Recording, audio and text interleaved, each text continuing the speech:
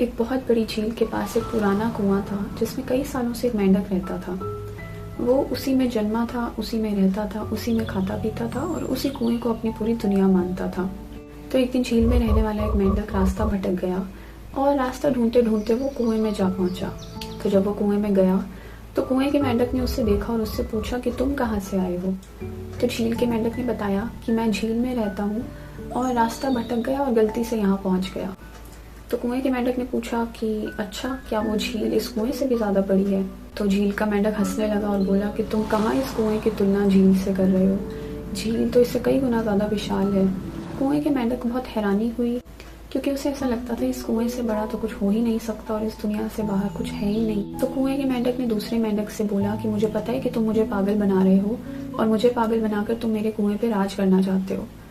झील के मेंढक ने कहा कि मैं तुम्हारे कुएं पे राज करके क्या करूँगा, क्योंकि मैं जिस झील में रहता हूँ वो कई गुना ज़्यादा बड़ी है, वहाँ से पूरा खुला आसमान दिखता है और मैं जब चाहूँ जहाँ चाहूँ आसानी से जा सकता हूँ।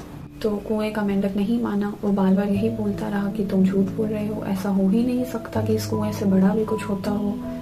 तो झील के मेंढक ने उसे समझाने की काफ़ी कोशिश की, पर आखिर में वो तंग हो गया और उसने सोचा कि इसे समझाने का कोई फ़ायदा नहीं है क्योंकि ये सुनना भी नहीं चाहता है, और वो अपनी झील की तरफ वापस चला गया। और इसी कहानी से कहावत बनी थी कुएं का मेंढक।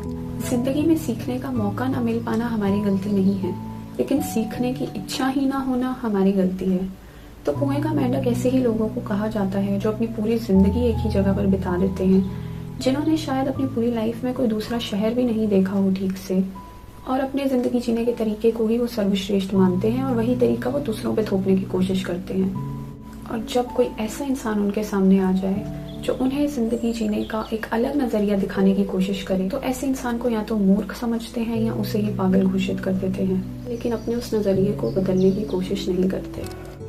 तो लाइफ में कभी भी इतनी संकुचित और संकीर्ण सोच नहीं रखनी चाहिए कि जब भी ज़िंदगी में कोई दूसरा नज़रिया दिखाने की कोशिश करे तो उसी कुएं के मेंढक की तरह रिजिड हो जाएं।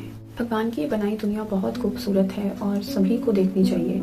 दुनिया ना सही तो एटलीस्ट अपना देश एक्सप्लोर करना चाहिए, क्योंकि जब हम बाहर निकलते हैं, एक्सप्लोर करते हैं, तो ना सिर्फ हम अलग अलग तरह के लोगों से मिलते हैं, हमारी सोच बढ़ती है, हम अलग अलग तरह के कल्चर्स देखते हैं और हमें समझ आता है कि लाइफ जीने का सिर्फ वो तरीका नहीं है जो हम समझते हैं। हम बहुत चीज़ें सीखते हैं, सीखी हुई चीज़ें अनलर्न भी करते हैं। We learn, we unlearn and we evolve.